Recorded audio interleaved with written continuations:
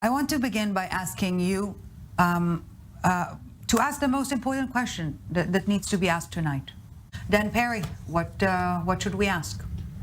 I think the question is whether Benny Gantz in particular is going to be prepared to hand Bibi a ladder to climb down from the very difficult position in which he has blundered into. What some, including myself, I must be honest, speculated that Gallant would do for him, right? The defense minister. Some thought that Gallant would be the ladder for Netanyahu, which obviously... That would have worked had he used the excuse of Gallant to actually cancel the whole thing. Yeah. But instead we're entering a protracted period of negotiations. And part of the issue here is I don't think too many people in the center-left have a single milligram of trust in Netanyahu. Words can hardly express the degree of mutual disdain. Owen. That was my question. To what extent was Benjamin Netanyahu able to break through to people on the other side so that they feel that there's a real, genuine partner for this dialogue that presumably is going to happen at the president's residence? He has to approach the other side. It depends on his ability to convince them that he never intended to make a dictatorship in Israel and his changes are in the Muslim democratic. The question that I ask myself is whether he will, before convincing the other side and approaching them, whether he will be able to comfort his supporters that are deeply disappointed on the failure of this government that they elected to achieve the number one goal of this coalition and to bring about the reform in this session before Passover. We didn't get a gift to Passover. But you know, you lose some, you win some. Bottom line, if we're looking at the two blocks, the pro-Benjamin Netanyahu, or the current coalition, if you will, with 53, the Lapid, the opposition, the center-left-wing bloc, with 62, meaning Netanyahu not have a coalition, according to this polling. I have to say, I think this shows a fundamental falsehood in what Mr. Kleiner was saying. Netanyahu, it just isn't true that Netanyahu's supporters are desperately desirous of a fantastical overhaul in the system of government here that would turn Israel into a version of Russia. They really don't. All the polls show about a quarter of the people want that. Who are those people? Haredim and the far right. That's not the Likud voters. Likud voters like the fact that Israel's become a country whose per capita GDP is higher than Germany, France, and Britain. They understand, very likely, by now they certainly understand, that the trade-off is that this judicial overhaul is going to bring that to a crashing halt. So in fact, Likud voters aren't that delighted with the plan being promoted by their own government. And you see that in the poll you alluded to, because essentially that poll shows, and a bunch of polls today showed, about 10 seats or more moving from Likud essentially to Benny Gantz's party, because he's perceived as centrist. So by carrying out, by blundering into such a classic political overreach as what this Putinization project in effect has been, Netanyahu split the right. And he didn't have to do that. It is an error that I think will go down in history. It could have been one of the most stable governments, whether you like it or not. Could have been. Yeah. I don't believe what I heard from Dan. It's totally untrue. The Likud people, I'm, by the way, surprised by the results, because I expected worse results, listening to the Likud people who say I will never vote again for Likud if they were not able to fulfill the majority we gave them to bring into being the number one item in our agenda, in our platform. So I suggest to stop the celebration. Likud got a blow. Okay. It made a lot of mistakes. It pays the price. Putting aside, Michael, unbecoming accusations of celebrations on this neutral panel, I have to say that you can't ignore the polls altogether. It is certainly true that historically the polls have undercounted the Likud by about 2 to 3% for reasons that are fairly well known. But when all the polls show that about 25% of the people want this reform to continue as it is, and 66% in two polls I saw today want it to stop, that tells you something. when every poll out of 2 or 3 that came out today shows 10 seats moving from the right to the center left, I think you ignore that at your peril. And Netanyahu is a good enough politician where he won't. There's no interest on the part of anyone in the coalition to bring down the government. Yeah. That said, a person like Ben-Gvir can do so on his own, and he hasn't always proven to be a team player, B, a rational player. Right. I mean, first of all, a couple of points. Number one, this is a snapshot, not a video, as Michael Kleiner rightly said.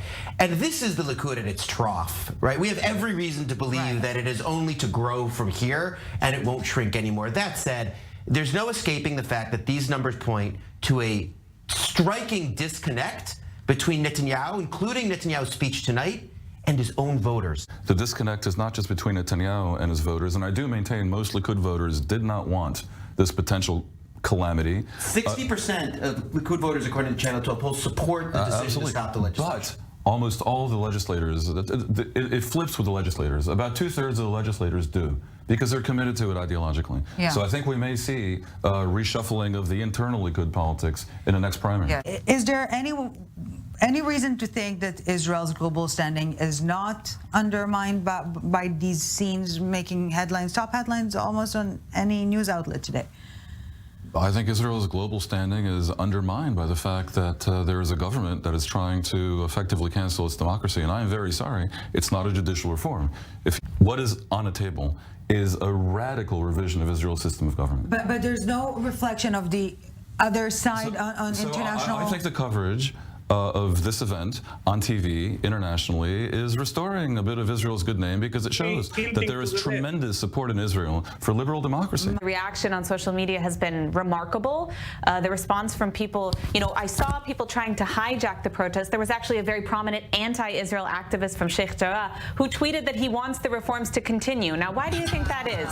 You see an alliance of extremists once again, but what you see being, dominating the narrative on social media, and as a result, media as well, is that this is the people peacefully demonstrating en masse for reforms. In fact, I actually got congratulations messages on my social media from people in Iran saying that they were really impressed by the peaceful display and the fact that, they don't know all the politics going on inside, but the fact that the Prime Minister was responsive and actually pulled back and said, okay, let's pause this legislation. They're in shock. They're in shock. And you looking at this as an example. It's a demonstration of democracy at its finest. Yeah. Yeah, and look, let's face facts. I mean, the right wing has a point when they suspect that most international journalists have a preference for liberal democracy over autocracy. Okay, and so yes, the coverage is sympathetic to the beleaguered Israeli liberals who somehow managed to have a stay of execution for Israel's democracy. It looks really, really good, and people are comparing it to the Orange Revolution and the Velvet Revolution and other events from history. I said it when I was walking onto the lanes of the Ayalon Highway last night, a story in and of itself, and covering it for the channel spontaneously.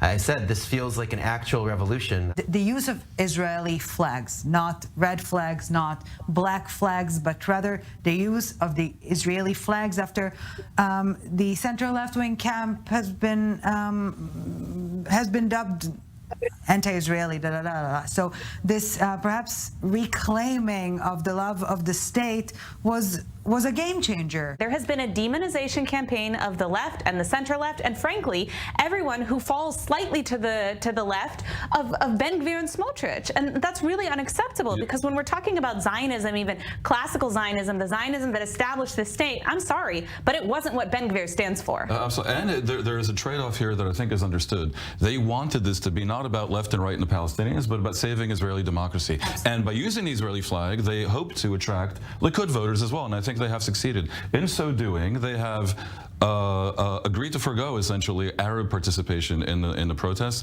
and we see that the Arabs are absent. If you were an advisor to the coalition, how to handle it wisely, without dismissing, without canceling, not just the feelings, but the ideology of the other side, the ruling side? Oh, I would advise a coalition in that case to really negotiate in good faith and find some real compromise that achieves a bit of what they want without doing what I called a Putinization, and I'm sorry, but I stand by it. If they really back away from that, then that would be an amazing thing that would put the opposition into a bind. And by the way, the protest movement already has a difficult choice to make, because it kind of looks like they got what they were asking for, at least a postponement. And they're saying not, but their political leaders are in fact going to start negotiating. It's going to be difficult to keep up this level of protest in the streets. Maybe the first goal of all those involved should be that families will be able to sit down and read the Passover Haggadah next week and not fight with one another, because I do know that families are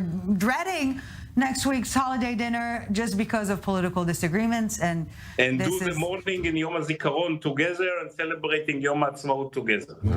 Amen. I think in the end we all agree.